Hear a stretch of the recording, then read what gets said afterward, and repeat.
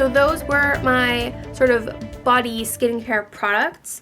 Now we're going to get into makeup. The first one I want to talk about is my foundation. If you've been watching my makeup videos recently, you will already know what my two favorite foundations are. However, I'm going to have to say again that my absolute favorite foundation for this year and for the past few years has been the Makeup Forever HD foundation.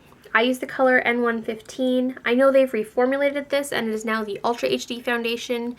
In that I am the R230. Which is just as good, if not better, than this foundation. Honestly, I don't see a difference. I'm just using this one up. This foundation is amazing. It looks great on my skin all day long. It doesn't matter if I'm oily or sweaty, as long as I don't like try to rub it off my face. This foundation looks just as amazing, if not better, by the end of the day than any other foundation I have used. I completely think that this foundation, even though it is high-end, is worth the price. Just as a random sort of honorable mention shout out. Again, you've heard of this 1,000 times if you've watched my videos, but this is the e.l.f. Acne Fighting Foundation with salicylic acid, witch hazel, camphor, tea tree, and aloe.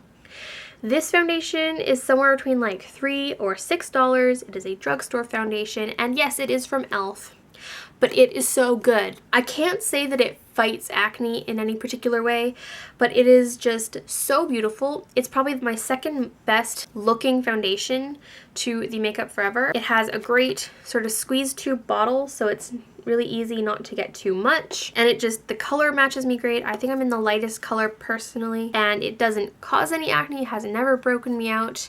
It never makes me oily or super dry. It is a little bit more matte than the HD, but I don't find that it's too matte. I have mixed this one with a primer as well, and it does thin it out really, really nicely, but I don't need to unless I have really, really dry skin. This foundation is great for anyone with oily or combination skin and super, super budget friendly. So I would really suggest both of those foundations, but if I had to pick one, it would be the Makeup Forever. Next up, I'm going to talk about my favorite concealer of the year. I've only been using this for maybe a month at this point.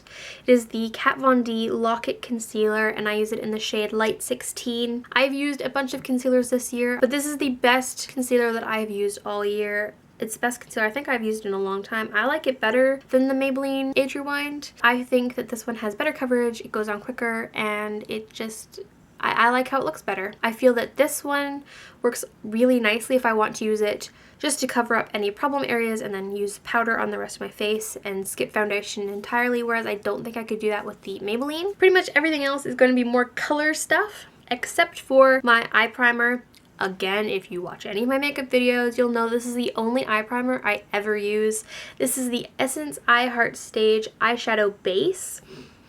I sincerely hope they still make this. I keep forgetting every time I'm in Shoppers to look and see if they are still selling this, but this eyeshadow base is just amazing. It does have a bit of a sort of concealer shade, which is really great for me for canceling out any discoloration in my eyelids or any of my veins. And I also find that it holds all of my eyeshadows really great, and it was like maybe $3, $4. Great purchase, definitely recommend. Another thing I want to mention is actually a single shadow.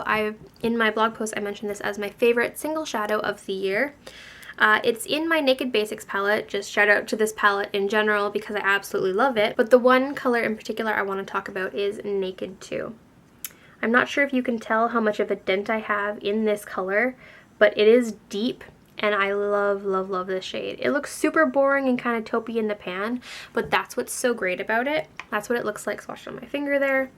It is a bit of a taupey gray, and it doesn't show up super, super strong, but for pale skin like mine, it is the perfect crease color. I have used this just to supplement so many different palettes, and it just makes the perfect crease or transition color depending on the look I'm going for. Staying on the topic of eyeshadows, I'm going to talk about my favorite eyeshadow palette. This was really, really hard for me because I have two from this year that I have been in love with. I'm going to talk about them both anyway, but my favorite palette of the year, and I know it's only been out for less than a month now, but it is the Gwen Stefani and Urban Decay palette. In my opinion, this is just such a beautiful, versatile palette. It's got a bunch of beautiful colors, it's got mattes, it's got shimmers, and it's just a really great everyday palette. I really, really do love this palette. I have absolutely no regrets about buying it, and I think that if you also love neutrals, this is a great palette. I did a whole review on it, as well as a bunch of tutorials. I also did this eye look using this palette exclusively. The pink on my eye is what the Harajuku color looks like on the eyelid. And yeah, so that will be up in a couple of days if you want to see that. However, and you might be expecting this as well, but my runner-up for the year, my honorable mention, whatever I want to call it, is the Urban Decay Naked Smoky. Yes, I am an Urban Decay fangirl. Yes, both of my favorite palettes of the year are from Urban Decay. But the Naked Smoky is just a beautiful palette. It's got beautiful mattes, shimmers, glittery colors, and I just am in love. The only reason that I'm giving my favorite to the Gwen Stefani is that I think it is more usable for more everyday looks.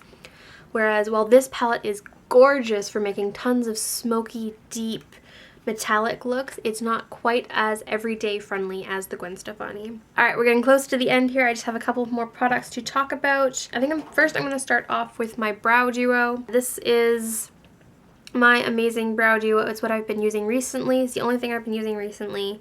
And it is the CoverGirl Brow and Eye Maker Pencil in Midnight Brown and the L'Oreal Brow Stylist Plumper Gel in Medium Deep.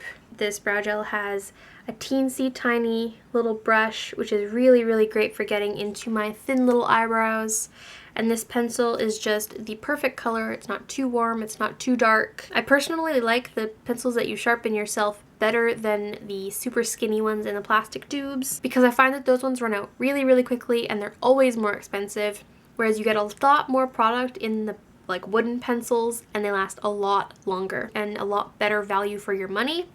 So yeah, those two are my like Holy Grail brow duo at the moment. Next, I'm going to talk about my favorite mascara. It is the one I'm wearing today, and all of the writing has worn off of this bottle, but it is the Maybelline Rocket Volume Express Waterproof Mascara. I should probably throw this tube out and buy a new one, but I'm not going to throw it out until I do buy a new one because I have to have this on hand. It is my favorite mascara. I'm probably not going to be able to open it to show you the brush. It's kind of glued itself shut, so I haven't been using it, but it smells fine. It smells the same as it ever did. There's a little brush.